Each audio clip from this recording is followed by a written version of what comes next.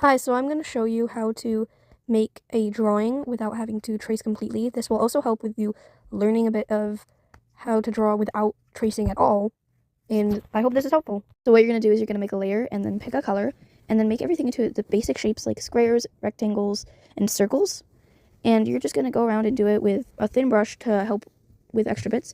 You're going to do the upper and lower torso along with the neck in one color. And most of the time it's helpful to switch colors to make it easier, especially if you have a complicated pose that you want to do. And you're just going to want to do this with all the limbs, making them into all the basic rectangles and squares. And sometimes it helps to put little circles where the joints are to help make you understand how it would bend. And here's a tip you can use. When tracing a shape that parts of it is hidden, you can use the opacity tool to make it lower so it doesn't stand out too much and make it look like it's part of the other leg, and it still helps you with figuring out shapes.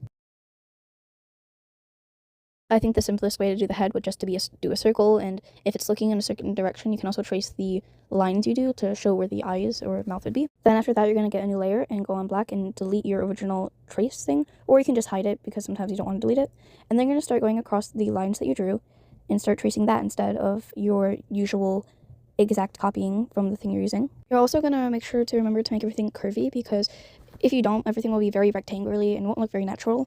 Next, you should go and turn the colored layer off for a moment and fix some lines. Now go back to your colored layer because we're going to start working on hands. First you pick your color, and then first you're going to kind of make a rectangle shape with the hand's palm, and then you're going to find the joints for all the fingers, and you can either not trace those out immediately or do it right away. I did it right away for this one. Then you're going to start just making the basic shapes like we did before, just little rectangles for each finger, but don't make the whole entire finger one big rectangle. Split it up into the three parts that the joints cut off. Working on hands that aren't turned directly to the front can be a bit harder, but it's basically the same thing. Just a rectangle, and then start doing each finger.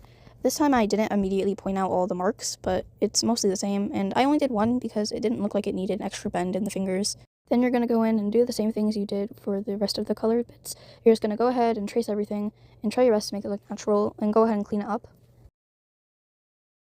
Next, we'll be going to the feet, and remember, feet are almost never pointed to the side. They're usually pointed more towards the ground, or if they're on the ground, towards you, or facing forward instead of the side, like they have in cartoon character shows. Here, I'm just cleaning up the lines, making sure everything still looks okay, and double checking that I haven't forgotten any details. After you're done cleaning it up, go ahead and add all your decorations, and your character is done. Now you know how to draw without tracing. Hope this helps.